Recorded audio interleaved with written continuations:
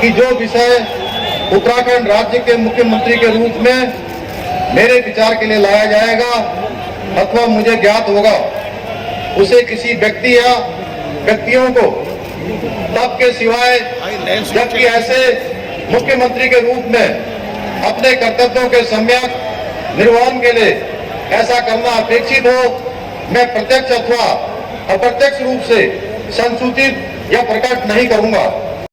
पुष्कर सिंह धामी ने यह शपथ आज से ठीक एक साल पहले यानी कि 23 मार्च 2022 को ली थी। बतौर मुख्यमंत्री ये उनकी दूसरी शपथ थी। उससे पहले उन्होंने 4 जुलाई 2021 को सीएम पद की शपथ ली थी। लेकिन अब क्योंकि उनके दूसरे कार्यकाल का ये एक साल पूरा हुआ है और किसी भी सरकार के आकलन के लिए एक साल का वक्त काफ़ी होता है। एक साल में कम से कम ये पता चल जाता है कि सरकार किस तरीके से काम कर रही है, सरकार का जो अंदाज है, जो मिजाज है, क्या वो किसी राज्य को डेवलप करने के लिए, आगे बढ़ाने के लिए काफ़ी है या फिर अभी कई खामियां हैं। धामी ये जरूर कह रहे हैं कि उनकी सरकार उपलब्धियों भरी रही है।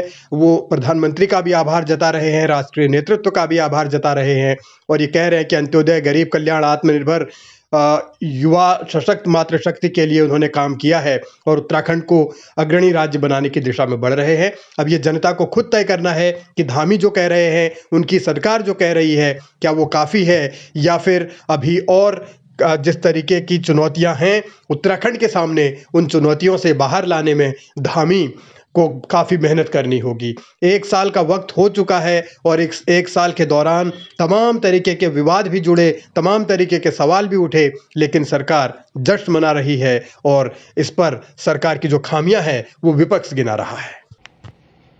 आज धामी सरकार अपने कार्यकाल का जो नया कार्यकाल है एक साल पूरा कर रही है और बहुत बड़े बड़े दावे किए जा रहे हैं कि प्रदेश में खुशहाली आ गई है, किसानों के चेहरे पर पानी आ गया है, नौजवान खुशहाल हो गया है और मातृशक्ति की बड़ी तारीफें की जा रही हैं कि नवरात्रि में ये सरकार का जो कार्यकाल है, अंकिता भंडारी के साथ जो अपमान हुआ है उस कार्यकाल के उसके लिए जाना जाएगा कि किस तरह से यहाँ बहु बेटियों की आबरू लूटी गई और इस एक साल के अंदर इस उत्तराखंड को थाईलैंड बनाने की कोशिश की गई। न केवल ये बिजली के दाम बढ़ाए गए, पानी के दाम बढ़ाए गए और शराब का दाम सस्ता किया गया।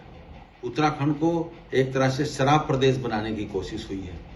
जो हमारी जोशीमठ में घटना घटी है उस मामले में भी हमने पहले ही दिन कह दिया था कि 1000 करोड़ रुपए केंद्र से लेना चाहिए, लेकिन लोग बेचारे वहां तरसते रहे एक रुपए के लिए, लेकिन इन्होंने इस पर कोई ध्यान नहीं दिया और अब जाकर जब घटना को कई महीने हो गए, अब जाकर कहा जा रहा है कि उनको मुआवजा दिया जाएगा। बेरोजगारी चरम पर है, उन पर लाठी प्रहार किया गया है। बेरोजगारों पर बरसाई गई एक लाठी धामी सरकार के कफन में कील डालने का काम करेगी और 2024 के जो लोकसभा चुनाव होंगे वाटरलू साबित होंगे। ये मैं विपक्ष की अपनी जिम्मेदारी है, सरकार की अपनी जवाबदेही है। यहाँ ये सब चलता रहता है, सियासत में सवाल जवाब होते रहते हैं, लेकिन सरकार की एक बड़ी कमजोरी ये है कि विश्वास की कमी वहाँ दिखती है। यही वजह है कि एक साल बीत जाने के बाद भी कैबिनेट के 3 पद खाली हैं और इससे ये भी अंदाजा लगाया जा सकता है कि सरकार किस तरीके से काम कर रही होगी, मंत्रियों पर वर्कलोड कितना होगा और किस तरीके से जनता को तमाम चीज़ें डिलीवर हो रही होंगी। यानी चुनौतियाँ बहुत हैं और कमियाँ उससे भी ज़्यादा।